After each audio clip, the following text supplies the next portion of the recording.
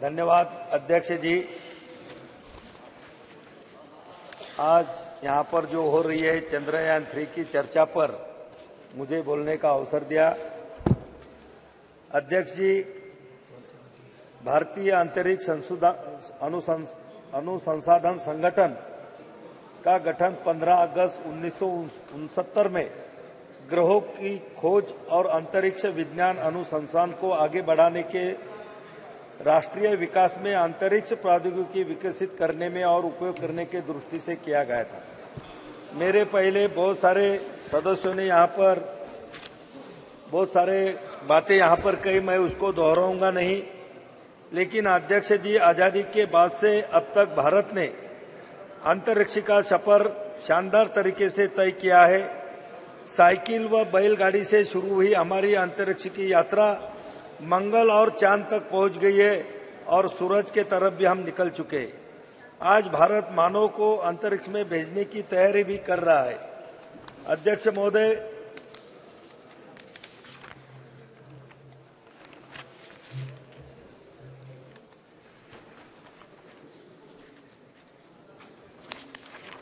अध्यक्ष जी, 19 अप्रैल 1975 को भारत ने अपना पहला उपग्रह आर्यभट्ट रूस के प्रक्षेपण केंद्र से सफलतापूर्वक प्रक्षेपित कर अंतरिक्ष के दुनिया में अपना भारत के सुनहरे भविष्य के लिए नींव तैयार की थी।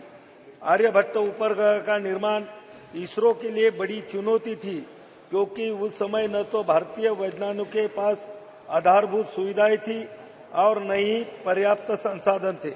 लेकिन भारतीय वैज्ञानिकों ने जज्बे के आगे समस्याएं छोटी हो गई और इसरो के तत्कालीन अध्यक्ष प्रोफेसर सतीश धवन के मार्गदर्शन के युवा टीम ने आर्यभट्ट का निर्माण किया था। अध्यक्ष जी, हमारे वैज्ञानिकों ने 22 अक्टूबर 2008 को 1380 किलोग्राम का चंद्रयान 1 भेजा, जो 14 नवंबर 2008 को चंद्रमा की सतह पर पहुंचा। चांद पर तिरंगा लहराते ही भारत चंद्रमा पर अपना झंडा लगाने वाला चौथा देश बन गया। अध्यक्ष जी,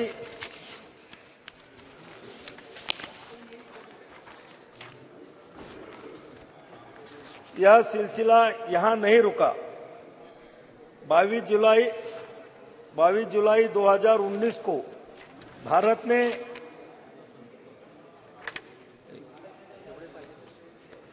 अध्यक्ष जी, माननीय प्रधानमंत्री श्री मोदी जी की नेतृत्व में नेविगेशन के कार्यक्रम में भी बहुत तेजी आई। अध्यक्ष जी, कारगिल युद्ध में के दौरान अमेरिका ने अपना नेविगेशन सिस्टम भारत को देने से मना कर दिया था, जिससे हमारी सेना को कारगिल की पहाड़ियों पर दुश्मन के छुपे ठिकानों का पता लगाना मुश्किल हो गया था। लेकिन हमारे सैनिकों के अदम्य साहस का परिचय दिया और कारगिल युद्ध में विजय प्राप्त की। तत्कालीन प्रधानमंत्री श्रद्धेय अटल बिहारी वाजपेयी जी ने ठान लिया था कि भारत अपना नेविगेशन सिस्टम तैयार करेगा। अध्यक्ष जी, माननीय प्रधानमंत्री मोदी जी के नेतृत्व में 11 अप्रैल 2018 को इसरो ने नेविगेशन उपग्रह IRNSS लॉन्च किया। यह स्वदेशी तकनीक से निर्मित था और इसके साथ ही भारत के पास अब अमेरिका के GPS सिस्टम की तरह अपना नेविगेशन सिस्टम है। अध्यक्ष जी, 27 मार्च 19 को इसरो ने एक और बड़ी उपलब्धि हासिल की थी। इन दिनों सैटेलाइट से एक लाइव भारतीय सैटेलाइट को नष्ट करने में सफलता मिली। अंतरिक्ष में सैटेलाइट को मार गिराने वाला भारत चौथा देश बना। इतना ही नहीं, 1 अप्रैल 2019 को इसरो ने इलेक्ट्रॉनिक इंटेलिजेंस उपग्रह समेत 29 उपग्रहों को एक साथ प्रक्षेपित किया। इसमें 28 विदेशी उपग्रह शामिल थे। पहली बार इसरो ने एक ही मशीन से 3 अलग अलग कक्षाओं में उपग्रहों को स्थापित किया। अध्यक्ष जी, इसरो के समक्ष बहुत चुनौतियां थी, जैसे कि अंतरिक्ष यात्रियों की प्रशिक्षित करने और मानव अंतरिक्ष उड़ाने के लिए लॉन्च व्हीकल की उन्नत तकनीक भी कमी थी।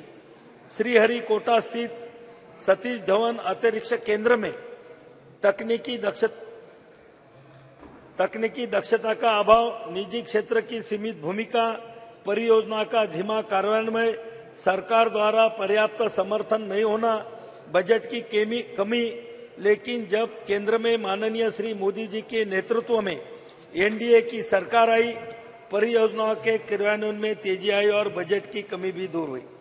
अध्यक्ष जी, चंद्रयान 2 से मिली सीख और राष्ट्रीय स्तर के विशेषज्ञों द्वारा दिए गए सुझावों के आधार पर चंद्रयान 3 पर भी काम किया और सफल प्रक्षेपण किया। अंतरिक्ष विज्ञान के क्षेत्र में मिली लंबी छलांग लगाई। इसरो ने वैज्ञानिकों की इस बड़ी कामयाबी से देश भर में खुशी की लहर आई और दुनिया ने भारत की बड़ी उपलब्धि को खुले दिल से सैल्यूट किया। अध्यक्ष महोदय, मुझे यहाँ बताने में बहुत गर्व महसूस हो रहा है कि जिस लोकसभा क्षेत्र बुल्ढाना से मैं आता हूँ, वहाँ से चंद्रयान मिशन में जो सिल्वर स्टर्लिंग ट्यूब लगी है, वह मेरे लोकसभा क्षेत्र बुल्ढाना के खामगांव तहसील से बनाई गई थी और महाराष्ट्र के हिंगोली भूमि में एक शुष्क हिस्सा दुनिया के सबसे महत्वाकांक्षी विज्ञान कार्यक्रमों में से एक गुरुत्वाकर्षण तरंगों का अध्ययन करने के लिए LIGO वेधशाला का स्थल बनने जा रहा है। यह साधारण प्रयास वैज्ञानिक अनुसंधान और नवाचार के लिए सरकार के दृढ़ समर्थन का एक चमकता उदाहरण है। प्रधानमंत्री नरेंद्र मोदी जी के नेतृत्व में भारत ने अभूतपूर्व वैज्ञानिक अन्वेषण का एक युग देखा है, जिसने हमारे देश को वैश्विक वैज्ञानिक उपलब्धि में सबसे आगे खड़ा कर दिया है। अध्यक्ष महोदय, हिंगोली के परिदृश्य को सुशोभित करने के लिए तैयार LIGO इंडिया प्रोजेक्ट अंतर्राष्ट्रीय वैज्ञानिक सहयोग के शिखर का प्रतिनिधित्व करता है। यह प्रधानमंत्री मोदी जी के दृढ़ नेतृत्व द्वारा समर्थित ब्रह्मांड के रहस्यों का पता लगाने के हमारे देश के संकल्प का प्रतीक है।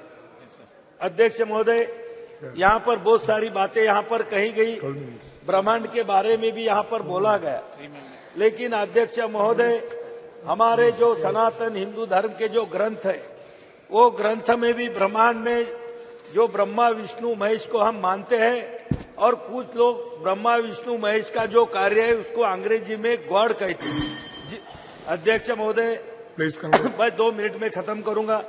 1 मिनट। जो ब्रह्मा विष्णु महेश को जो कार्य है उसको गॉड मानते हैं, उसको गॉड बोलते हैं। गॉड जी बोले तो जनरेट करना, वो बोले तो ऑपरेट करना, और डी बोले तो डिस्ट्रिक्ट करना, बोले तो ब्रह्मांड का निर्माण, ब्रह्मांड की रक्षा और ब्रह्मांड की समाप्ति, ये तीनों हमारे ब्रह्मा विष्णु महेश में समाई गई है। अध्यक्ष महोदय, मैं ये वैज्ञानिकों को इसका श्रेय देते हुए हमारे ग्रंथ लिखने वाले ऋषि मुनियों को भी मैं इसका श्रेय दूंगा कि जिन्होंने अपने ग्रंथों में पुराने जो 5000 नहीं कई हजार साल पहले हिंदू धर्म के जो हमारे ग्रंथ है, वो ग्रंथ में ये सभी चीजों का उल्लेख वहां पर क्या है। आज चंद्रयान का जो उल्लेख यहाँ पर हो रहा है, अध्यक्ष जी, हम बचपन में जब हमको समझ भी नहीं थी तो तब हमारी माँ, हमारी नानी, हमारी दादी हमको चंद्रमा की लोरियां सुना कर वहां पर हमको सुलाती थी, खाना खिलाती थी, और आज वो चंद्रयान की जो उत्सुकता थी हमारे दिल में पहले से ही मौजूद थी, और आज हमें यह भी महसूस हो रहा है कि हमारा देश और हमारा देश का तिरंगा वो चंद्रमा पे जाके लहरा रहा है। मैं हमारे वैज्ञानिकों को और उनको पूरा सपोर्ट करने वाले हमारे एनडीए सरकार को, आदरणीय नरेंद्र मोदी जी को बहुत बहुत धन्यवाद देता हूं और मैं मेरी भाषण समाप्त करता हूं। धन्यवाद।